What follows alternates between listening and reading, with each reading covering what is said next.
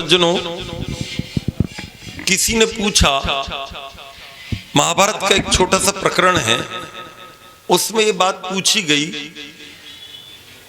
कि दुनिया के लोगों अगर कोई पूछे कि वेदों का सार क्या है, वेद से आप निकालोगे क्या, पूरा अल्टीमेटली क्या है, तो उनका वेद का सार है सत्य।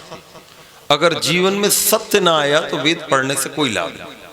अगर कोई आदमी झूठ बोलता है, असत्य व्यवहार करता है, तो समझ लो उसने वेद पढ़े ही नहीं। पहली क्वालिटी उसके अंदर आना चाहिए कि सत्य आ जाए। तो उसने बोला कि सत्य अगर जीवन में आ जाए तो सत्य का सार क्या है। सत्य से उपनिषद दमा, जीवन में दम आना चाहिए, control of mind, control of senses. अगर हमारे जीवन में सत्य आ गया है दुनिया के लोगों, तो हमारे जीवन में नियंत्रण आ जाएगा। हम मन पर नियंत्रण करने लगे। मन जो है ये बहुत नाचना चाहता है। आपने बहुत कहानियां सुनी। एक आनंद स्वामी सरस्वती करके विद्वान हुए आर्य समाज में, पुराने लोगों ने उनको बहुत पढ़ा है। आप में से जो पुराने आर्य समाजी, मैंने तो उनके दर्शन नहीं किए। आनंद स्वामी जी, जिनका बेटा जो है पंजाब में मिनिस्टर था, और जिन्होंने ये देश की भाषा हिंदी है तो पंजाब में क्यों पाबंदी है। जब आंदोलन हुआ हिंदी का, तो पंजाब की भाषा हिंदी बनाने के लिए बड़ा प्रयास किया उन लोगों ने, बड़ी तकलीफें इन लोगों को दी गई। तो मैं आपसे निवेदन कर रहा था कि उन्होंने बोला कि एक बार मैं तपस्या करने चला गया और मेरे मन में आया कि मैं यहाँ जंगल में रहूं और भगवान का ध्यान करूं वहां पर। और जब मैं ध्यान कर रहा था तो मुझे लाहौर के अनारकली बाजार में गोलगप्पे जो हैं, या ये रसमलाई जो है, या रसगुल्ला जो है, उसकी याद आ गई, किसी मिठाई की याद आ गई। जब उनको मिठाई की याद आई तो एक साधना के लिए निकला हुआ व्यक्ति, जो एक प्रतिष्ठित व्यक्ति है, जिसने बरसों आर्य समाज और वैदिक धर्म का काम किया है, आप कल्पना कीजिए वो व्यक्ति जंगल से बाहर आया, फिर गाड़ी घोड़ा पकड़ा, इतनी बसें नहीं चलती थी, दौड़ दाड़ के कहीं बैलगाड़ी से करते कराते फिर उन्होंने ट्रेन बस पकड़ी, फिर वहां आए और सुबह सुबह उस गोलगप्पे वाले के पास, या वो जो रसमलाई वाला है जो वहां पर मिठाई बनाता था, उसकी दुकान पर गए। क्या लगे, अरे महाराज जी इतनी सुबह कैसे आए। क्या लगे, भैया वो तेरी रसमलाई ने मुझे खींच के ले आए, ला जल्दी दे दे, मालपुए तेरे मुझे खींच ले आए, जल्दी दे दे। उन्होंने लिया और आनंद स्वामी लिखते हैं कि मैं अपने कमरे में आया और उसको सामने रख दिया। मैंने कहा गोलगप्पे, रसमलाई, रसगुल्ला, जो भी वो वस्तु थी, मालपुआ, देख तेरे में ताकत हो, अब मेरे को आकृष्ट कर। और मैंने सोचा यदि मैं यहां पतित हो गया तो मैं गिर गया पूरी साधना से। मैंने सामने रखा रहा, उसको खाया नहीं। मन सा न जग में प्रकाश कोई सच्चा मीत, मन सा न कोई और शत्रु हुड़दंगा है, मन से ही गीत रीत, मन से ही प्रीति नीत, मन ही तो डालता सुकर्म में अड़ंगा है, मन ही मिलाता ईश, मन ही दिलाता मुक्ति, मन ही से कलह कपट द्वेष दंगा है। और मन यदि मरीज तो लजीज कोई चीज नहीं, मन यदि चंगा तो कठौती में ही गंगा है। यदि तुम्हारा मन व्यवस्थित है तो तुम जंगल में भी अच्छे रहोगे और घर में भी अच्छे रहोगे। और यदि तुम्हारा मन खराब है तो तुम जंगल में जाओ या घर में रहो, स्वयं भी डिस्टर्ब रहोगे, दूसरों को भी डिस्टर्ब करो, स्वयं भी परेशान रहोगे, दूसरों को भी परेशान करो। पवित्र सज्जनों, उसने बोला दम, अगर तुमने दमन कर लिया है तो समझ लेना कि तुमने सत्य के सार को पा लिया। तो उन्होंने कहा जी दम का सार क्या है। बोले दमन का सार है दान, हाउ मच यू डोनेट, तुम दुनिया में देते कितना। आपके पास जो है वो देना शुरू करो। आज बहुत बड़ी समस्या ये है, आप किसी मुसलमान के पास जाएंगे तो वो जकात का पैसा जरूर देगा, आप ईसाई के पास जाएंगे वो चैरिटी के लिए दान जरूर देगा, आप सरदार के पास जाइए, पूरे विश्व के किसी सरदार के पास जाइए और वो किसी गुरुद्वारे के सामने से निकलेगा, सबसे पहले वहां रुकेगा और कुछ ना कुछ देगा, तभी बाहर आए। आप तो स्वयं ही, हमारे अरोड़ा भाई साहब पंजाबी हैं, पूछिए इन लोगों से, मैं इंग्लैंड में गया, मैंने वहां का गुरुद्वारा देखा, बहुत बड़ा गुरुद्वारा, मैं भिंडरावाले का भी चित्र लगाया। जितने लोग जाएंगे सरदार कुछ ना कुछ देकर आएंगे। जो बहुत श्रद्धालु हिंदू है वो भी प्रयास करता दे आए, लेकिन एवरेज लोग आपको ऐसा मिलेंगे, जाएंगे फ्री का भोजन करेंगे, बिना रुपए दिए चले आएंगे। एक व्यक्ति यज्ञ कर रहा है, एक व्यक्ति आर्य समाज का जलसा कर रहा है, एक उत्सव कर रहा है, एक व्यक्ति ने पंडाल सजाया है, दुनिया भर के लोग आ रहे हैं। हमारा क्या कर्तव्य बनता है? हम बेटी के घर जाएं, अगर हमने 10 रुपए की रोटी अपनी बेटी की खाई है तो कम से कम 8 रुपए तो देकर आते हैं।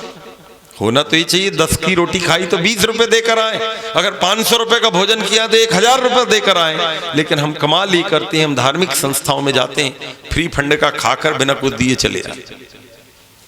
पवित्र सज्जनों, उसने बोला यदि तुम्हारे जीवन में दम उतर आया है तो तुम्हारे जीवन में डोनेशन उतर आए।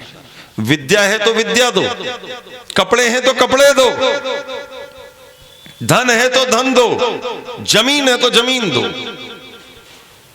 कुछ ना कुछ देते रहना चाहिए आदमी को जिंदगी में।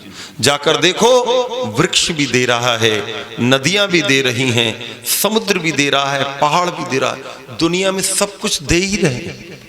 एक बिल्कुल नए देश में मैं गया, फिजी में, मैं एक सन्यासी मिल गए मुझे। एक जगह मेरा प्रवचन था, वो रिटायर्ड जज थे हाई कोर्ट के, पथिक जी ऐसा कोई नाम था उनका।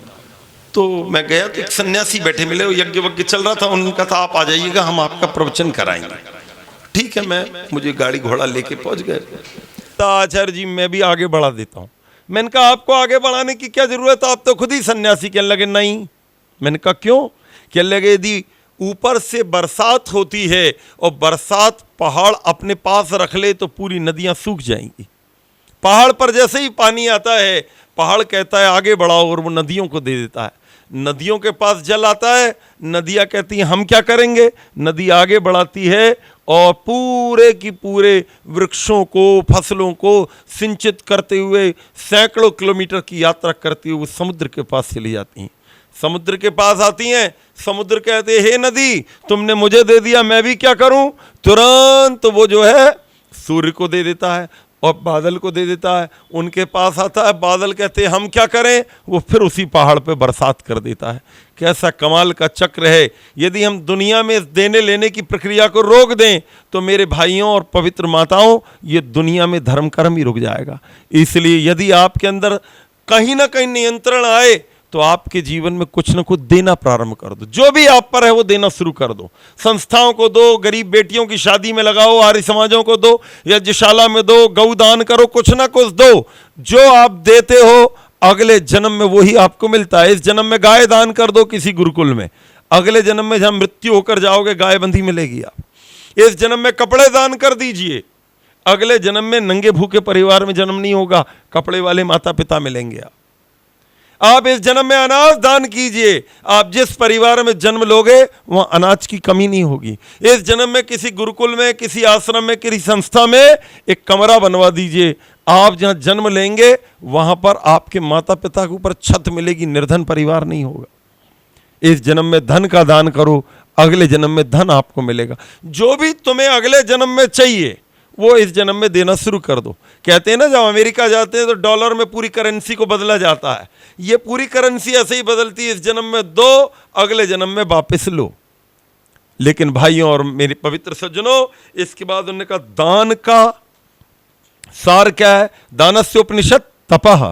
कहने लगे जीवन में तपस्या, नेगेटिव और पॉजिटिव दोनों स्वीकार कर लेना। द्वंद्व सहनम तपः लिखा है योग दर्शन में। अगर तुम्हारे जीवन में तप आया तो सर्दी गर्मी हानि लाभ मान अपमान अच्छा बुरा सब कुछ से तप है। तो कहने लगे तप का जो है वो क्या है? बोले तप का जो उपनिषद है, तपस्य उपनिषद। ये दुनिया के लोगों, तपस्य उपनिषद त्याग। यदि तुम्हारे जीवन में तप आ गया है तो त्याग शुरू हो जाएगा, धीरे धीरे अटैचमेंट कम हो जाएगा। बोले जीवन में त्याग आ गया है तो त्यागस्य उपनिषद सुखम, हैप्पीनेस। हम धीरे धीरे प्रसन्न होने लगेंगे, हमारे जीवन के दुख कम। जो जितना छोड़ देता है वो उतना सुखी हो जाता है। वहाँ आपने सुना भी होगा, सांख्य दर्शन का सूत्र है, आप लोग तो सुनते रहते हैं, शेनवत सुख दुखी भवति त्याग वियोगाभ्याम। छोड़ दो नहीं तो छूट जाएगा। जिसने जितना पकड़ा वो उतना ज्यादा रो रो के मरा। जाकर देख लो, करोड़ों अरबों के आश्रम बने हुए हैं। गए तो रोते रोते गए, अब कौन इनको संभालेगा। पवित्र सज्जनों, उन्होंने कहा अगर जीवन में त्याग आ जाए तो अंतिम बात है सुख आएगा, और सुखस्य उपनिषद स्वर्ग, जीवन में स्वर्ग उतरने लगेगा, और स्वर्गस्य उपनिषद क्षमा, जीवन में शांति, पीस, एब्सोल्यूट पीस उतर जाएगी।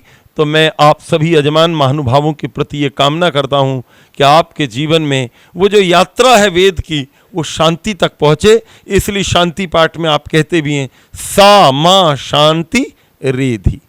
एक सज्जन मेरे से पूछ रहे थे कि ये सामा शांति रेधि क्या होता है। दादाजी बैठे हुए हैं, कह लगे शांति पाठ में क्या बोला गया, समझ में नहीं आता। मैंने कहा ये है सा वह शांति, माँ मुझको, एधि मुझे प्राप्त हो जाए। I should get that types of piece, many types of piece, अनेक प्रकार की शांतियां हैं, वो मुझे प्राप्त करें। इस पे अलग से कभी विद्वानों के प्रवचन सुने। 3 प्रकार के दुख होते हैं और 3 ही प्रकार की शांति होती है, आदि भौतिक, आदि दैविक और आध्यात्मिक। 3 types of pains and 3 types of peace. 3 प्रकार का सुख और 3 प्रकार की शांति जीवन में आए। पवित्र सज्जनों, आपने इन 5 दिनों तक यज्ञ का अनुष्ठान किया। हमसे जितना बना हमने अपनी बात रखने का प्रयास किया। हो सकता है मंत्र हमने 19-20 बोले हों। मैं अपने ब्रह्मचारियों की जितना बना, मैंने कहा बेटा गलत मत पढ़ो, चाहे कम पढ़ो, कोई बुराई नहीं। हम चाहते हम रेल बना देते, 5 दिन में पूरा अथर्ववेद खत्म कर देते हैं। लेकिन यदि ऐसा कर देते हम और इतना अशुद्ध होता तो उसका जिम्मेदार कौन होता। मैंने शास्त्री जी से भी कहा, जब इसका अभ्यास सही होता है तो इमीडिएट अच्छे से भी मंत्र हो जाते हैं। लेकिन बच्चे अगर थोड़ा सा कम पढ़ पा रहे हैं तो कोई बात नहीं, अपन इसको आगे पूरा कर लेंगे। लेकिन शुद्ध होना ज़्यादा जरूरी है। एक तो मंत्र शुद्ध होना चाहिए, सामग्री शुद्ध होनी चाहिए, घृत व्यवस्थित होना चाहिए, हमारे वस्त्र अच्छे होने चाहिए, मैले कुचेले कैसे भी कपड़ों से आकर हवन में नहीं बैठना चाहिए, ये सब कुछ। और हमारे भाव शुद्ध होने चाहिए। यदि इतना सब का कॉम्बिनेशन हो तो हवन बिकम स्वर्ग। फिर हवन जो है वो स्वर्ग में कन्वर्ट हो जाता है, हेवन हो जाता है। पवित्र सज्जनों, आपने इतनी श्रद्धा से इतने दिनों तक इस कार्यक्रम में अनुष्ठान किया, मैं आपको बधाई और धन्यवाद देता हूं। अब थोड़ा सा आशीर्वाद